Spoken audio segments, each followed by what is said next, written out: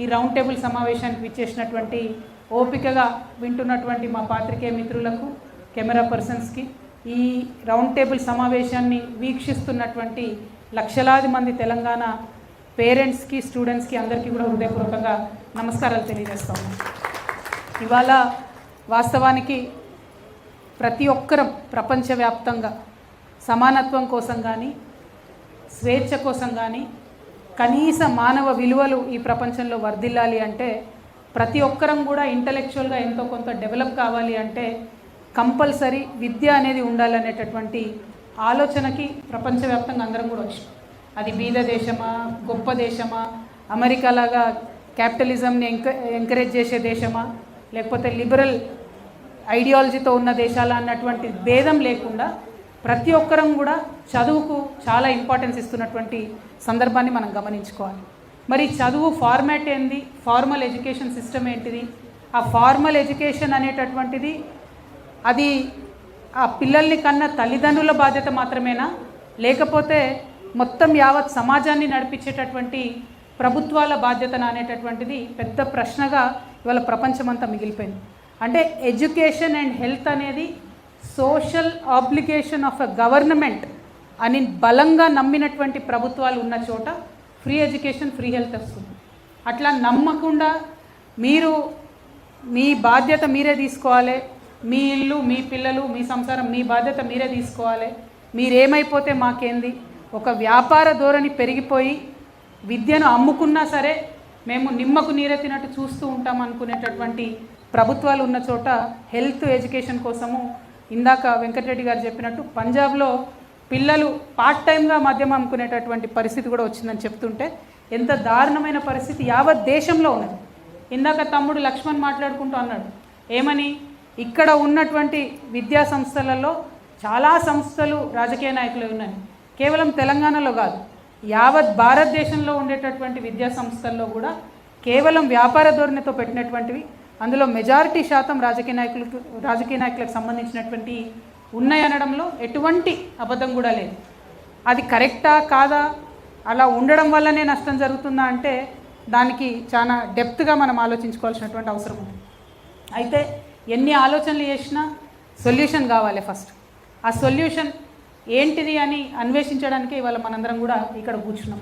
ఇప్పుడున్నటువంటి పరిస్థితుల్లో ఇమీడియట్ రిలీఫ్గా, ఇది మే మంత్, నెక్స్ట్ జూన్లో మళ్ళీ అడ్మిషన్ స్టార్ట్ అవుతాయి, పేరెంట్స్ అందరూ కూడా స్కూళ్ళకు పోవాలి, బస్సులకు కట్టాలి ఫీజులు, పుస్తకాలు కొనాలి, కొత్త బూట్లు కొనాలి, కొత్త స్కూల్ యూనిఫామ్లు కొనాలి అంటే మే నెలలోనే చుక్కలు కనబడుతున్నాయి పేరెంట్స్ కన్నా అర్థం మిట్ట మధ్యాహ్నం. ఆ టెన్షన్తోని అనేక మంది తల్లిదండ్రులు బాధపడుతున్నటువంటి సందర్భం ఈ నెలలో చూస్తాం మనం. అయితే మన తెలంగాణ రాష్ట్రం ప్రత్యేకం భారతదేశ వ్యాప్తంగా మీకు తెలుసు, ఎందుకంటే ప్రజా ఉద్యమాలతోని రాష్ట్రాన్ని సాధించుకున్నాం, ప్రజా ఉద్యమాలతోని ఏదైనా సాధించుకోవచ్చు అనే విశ్వాసం కలిగినటువంటి ప్రజానీకం మనందరం కూడా.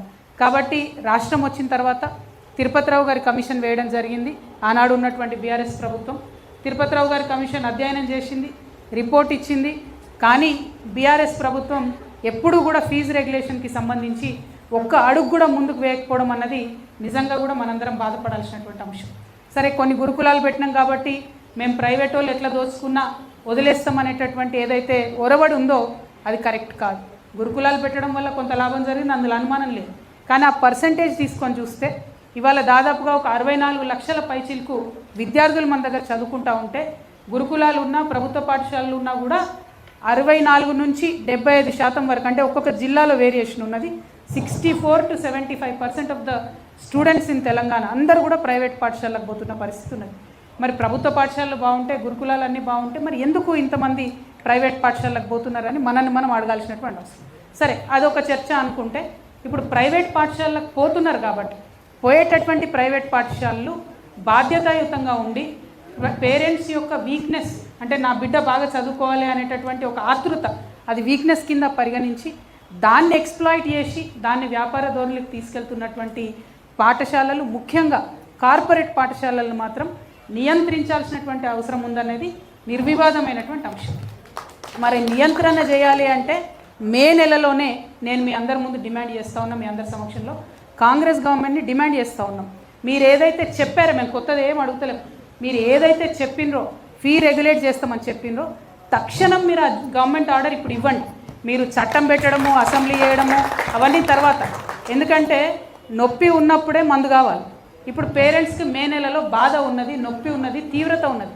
ఇప్పుడు ఇమ్మీడియట్గా నిజంగానే మీరు ప్రజాప్రభుత్వం అయితే, నిజంగానే మీరు ప్రజలకు ఇచ్చినటువంటి మాట నిలబెట్టుకోవాలనుకుంటే, నిజంగానే మీరు ఈ ప్రజల్లో తలెత్తుకొని తిరగాలనుకుంటే మాత్రం ఈ మే నెలలోనే తక్షణమే ఫీ రెగ్యులేట్ చేస్తూ ఫీజు హైక్ చేసింది 120%. పోయిన సంవత్సరం 93,000 కట్టినటువంటి పేరెంట్స్ ఈసారి 2,08,000 రూపాయలు కట్టాలి. కానీ ప్రభుత్వం నిమ్మకు నీరెత్తినట్టుగా ఉన్నది. ఒక పక్క ప్రభుత్వం ఆధ్వర్యంలో నడవాల్సిన స్కూల్లో ఇట్లా ఫీజు పెంచుతారు. రేవంత్ రెడ్డి గారు మొన్న పోయి ఒక ప్రైవేట్ స్కూల్ ఓపెన్ చేస్తాడు. అంటే ఏం మెసేజ్ ఇస్తున్నారు మీరు జనంకి, ప్రజలకు ఏం చెప్తున్నారు?